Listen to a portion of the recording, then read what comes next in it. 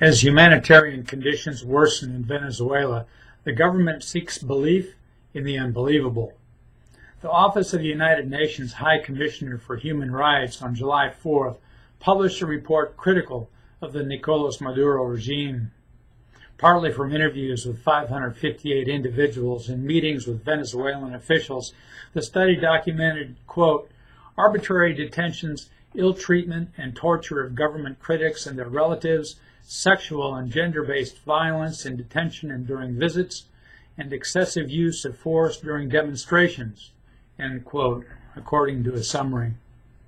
The report attributes 66 deaths to government security forces or colectivos militias during January through May protests instigated by opposition leader Juan Guaido, whose constitutional claim to the presidency is recognized outside the country.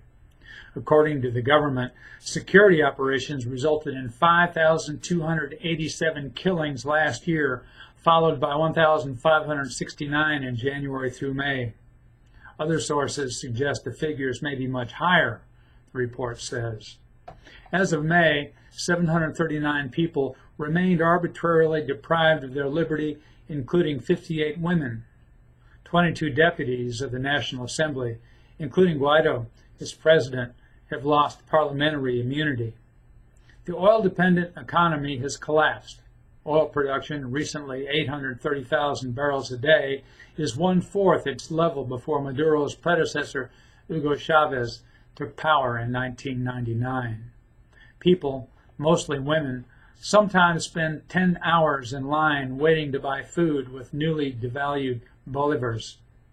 Hospitals lack staff, supplies, medicines, and electricity. Between November 2018 and February 2019, deaths from lack of hospital supplies totaled 1,557. In an official response, the government faulted the study's methods and blamed the United States for Venezuelan problems. It also insisted Venezuela has no humanitarian crisis, an assertion difficult to reconcile with the emigration in recent years of at least 3.4 million Venezuelans. A letter from Maduro to the United Nations called the report, according to a press statement, a compendium full of false claims that assaults the dignity of Venezuela. For the resident of a country wrecked by its government, sick and waiting hours to buy scraps with worthless currency, that must be a howler. But who would laugh?